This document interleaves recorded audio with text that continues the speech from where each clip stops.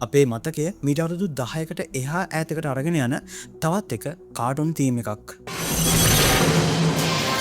එකමත් එක කාලෙක වීරයන්ගේ දේශය පාලනය කරපු රන්වන් මකරෙක් හිටියා. දවසක්ගේ මකරට වුණු පහරදීමකින් වස්තුන් පහකට වෙන් වෙලා පොළවට කඩා වැටුණා. ඒවා කොහාට ගියාද කියලා කවුරුවත් දැනන් හිටියේ නෑ. මකර නැති කාලෙදි දුෂ්ටයෝ බිහි වෙලා භූමිය විනාශ කරන්න ගත්තා. හැබැයි අවුරුදු 12කට පස්සේ ඒ වස්තුන් නැවත මතුවුණා. බින්දු ජල වස්තුව, තුරුලි ලී වස්තුව, ලෝකයා ලෝහ වස්තුව, පෘථිවි වස්තුව, ඒ වගේම අග්නි ගිනි වස්තුව. එයාලා නැවත එකට එකතු වෙලා දුෂ්ටයන්ට විරුද්ධව සටන් කරලා සාමය සමගිය ඇති කරාවි.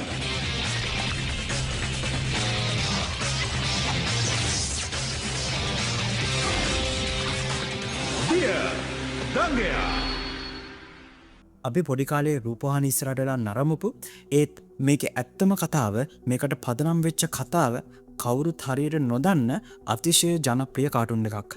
ඔව් මේ තමයි දිය දඟයා. එහෙම නැත්නම් මාස්ටර් රේන්ඩ්‍රොප්. බැලූ බැලමට මේක නිකම්ම කාටුන් එකක් වගේ පෙවුනට මේක පිටිපස්සේ තියෙන්නේ චීන දාර්ශනික පසුබිමක්. මේ ගැන අද බලමු විකේතනයේ.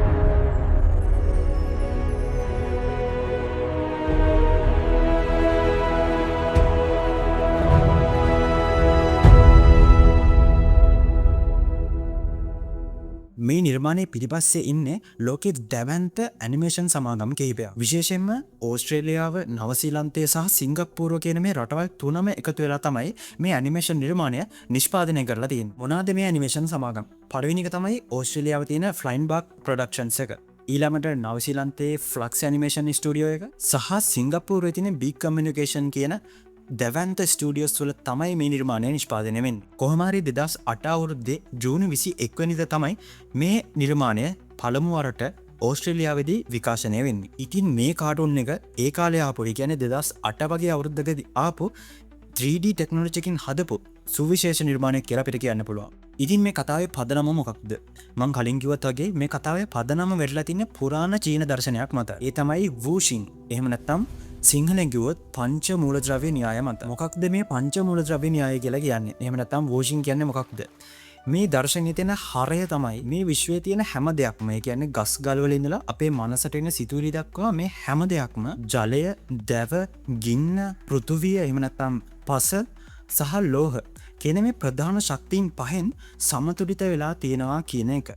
මේ කියන ප්‍රධාන ශක්තියින් පහ අතර නිර්මාණ චක්‍රයක්. ඒ කියන්නේ එකකින් තව එකක් පෝෂණය වීමක් සහ ඒ වගේම එකකින් තව එකක් පාලනය කිරීමක්. ඒ කියන්නේ පාලන චක්‍රයකුත් ක්‍රියාත්මක වෙනවා. ඒ කියන්නේ මේ විශ්වය තුල කිසිම කෙනෙක්ට තනියම ඉන්න බෑ. එකිනෙකාට උදව් කරගන්න ඕන. ඒ වගේම කෙනෙක් වැරද්දක් කරොත් ඒක පාලනය කරන්න ඕන කියන මේ ගැඹුරු දර්ශනය තමයි මෙතන තියෙන්නේ. මුලින්ම අපි මේ කතාවේ ඉන්න චරිත සහ එයාගේ විශේෂ හැකියාවන් ටික පොඩ්ඩක් මතක් කරගෙන ඉමු. ඉතින් මේ කතාවේ හැටියටත් මේ ලෝකේ රඳා පවතින්නේ ප්‍රධාන මූලද්‍රව්‍ය පහක් මත. ඉතින් මේ කාටුන් එකේ ප්‍රධාන චරිතය තමයි මාස්ටර් රේන්ඩ්‍රොප්. එහෙම නැත්නම් අපි සිංහලෙන් කිව්වොත් බින්දු කියන චරිතය. ඉතින් ඔහු නියෝජනය කරන්නේ ජලය කියන මූලද්‍රව්‍ය. ඉතින් මේ මූලද්‍රව්‍ය කියන වචනේ නියම අර්ථය මෙතනදි ගන්න එපා. මේ දර්ශනයට අනුව මේ ලෝකේ තියෙන මූලද්‍රව්‍ය පහයි. ඒ තමයි ජලය, ගින්න, දැව, පෘථුවිය සහ ලෝහ කියන මූලද්‍රව්‍ය පහ. ඊළඟට ඉන්නවා ෂාଓ යෙන්. එහෙම නැත්නම් අපි හැමෝම ආදරෙන් කතා කරපු තුරුලි. ඉතින් ඇයගෙන් නියෝජනය වෙන්නේ ඔබට මතක ඇති දැව. ඒ වගේම තුරුලි එයාගේ ලී දණ්ඩ ආධාරයෙන් කරන සටන් කලාවට අතිදක්ෂයි. තුන්වෙනි එක්කෙනා තමයි ජින්හෝ. එහෙම නැත්නම් ලෝකයා, ලෝහ වස්තුව. ඉතින් එයාට තියෙන්නේ රන්වන් පැහැති වඳුරෙක්ගේ හැඩ රූපයක්. ඉතින් ඔහුව කිසිම ආයුධයකින් බිඳහෙලන්න බැරි දැවැන්ත භෞතික ශක්තියක් එයාට තිබිලා තියෙනවා. හතරවෙනි එක්කෙනා තමයි නිවා. එහෙම නැත්නම් පෘථිවි. ඇය නියෝජනය කරන්නේ මේ පෘථිවිය. එහෙම නැත්නම් පස. ඉතින් පෘථිවියේ ගුරුත්වාකර්ෂණය සහ භූකම්පන තරංග එක්ක ඇයට හොඳට වැඩ කරන්න පුළුවන්. පස්වෙනි කෙනා තමයි ෆ්ලාමෝ. එහෙම නැත්නම් අග්නි, ගිනි වස්තුව. ඉතින් මෙයාගෙන් විශ්වයේ තියෙන ප්ලාස්මා අවස්ථාව, ඒ කියන්නේ ගින්න නියෝජනය වෙනවා. ඉතින් මේ පස් දෙනාව පුහුණු කරපු මාස්ටර්, ඔයාලට මතක ඇති ඇය කතා කරේ මාස්ටර් කියලාමයි. මෙයා තමයි චිතයිඩෝ කියන පැරණි සටන් කලාව මේගොල්ලන්ට පුරුදු කරන ප්‍රධානියා. ඉතින් මේ චිතයිඩෝ කියලා කියන්නේ නිකම්ම පහර දීමේ කලාවක් නෙවෙයි. තමන්ගේ අභ්‍යන්තර ශක්තිය සහ ස්වභාව ධර්මයේ තරංග එකට මුසු කිරීමක්. ඉතින් හැම කාටුන් එකම වගේ මේ කතාවේ දෘෂ්ටියක් ඉන්නවානේ. ඒ දෘෂ්ටිය තමයි ජෙනරල් බූ. එහෙම නැත්නම් ජෙනරල් රකුස්. ඉතින් මෙයාගේ ප්‍රධාන සහායකයා විදිහට වැඩ කරන්නේ අතිශය අමුතු ජීවියෙක්. ඔයාලට මතක ඇති අපේ ගොළු බෙලිස්ස. එහෙම නැත්නම් ග්‍රබ්. ඉතින් මේ බොළු බෙලිස්ට තමන්ගේ වලිගෙන් ඕනම බරක් ග්‍රහණය කරගන්න පුළුවන්. ඒ වගේම විශේෂිත සෙවල බුබුඩක් පිට කරලා තමන් ඉන්න ඕනම ස්ථානයක ඉඳලා ජෙනරල් රකුස්ට සජීවී දුරකථන ඇමතුමක් ගැනීමේ හැකියාවකුත් තිබිලා තියෙනවා. ඉතින් මේ කතාව බලපු ගොඩක් අයට තිබ්බ ප්‍රශ්නයක් තමයි ඇයි මේ අග්නි ජෙනරල් රකුස්ගේ පැත්තට ගියේ කියන එක. ඉතින් මේකට හේතු කතාව ටික අතීතයට යනවා.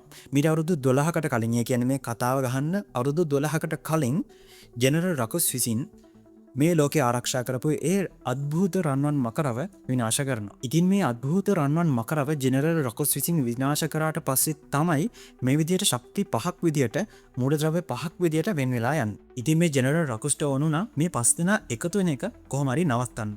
ඉතින් මේක හින්දා ජෙනරල් රකුස් කොහොම හරි අග්නිව තමන්ගේ පැත්තට එකතු කරගත්තා. ඉතින් කොහොම හරි කතාවේ 25 වෙනි එපිසෝඩ් එකේදී අග්නි තමන්ගේ කණ්ඩායමත් එක එකතු වෙනවා. ඒක නම් කරලා තින්නේ ෆ්ලාමෝ ටර්න්ස් කියලා. ඒ කියන්නේ අග්නි නැවත එකතු වීම කියන එක. ඉතින් මේ කතාවේ සමහර එපිසෝඩ්ස් වල තියෙනවා හරිම ඉන්ට්‍රස්ටිං සිදුවීම් කිහිපයක්. උදාහරණයක් විදිහට 3 වෙනි එපිසෝඩ් එක ගත්තොත් ඒ කියන්නේ හියුමිලිටි කියන එපිසෝඩ් එක.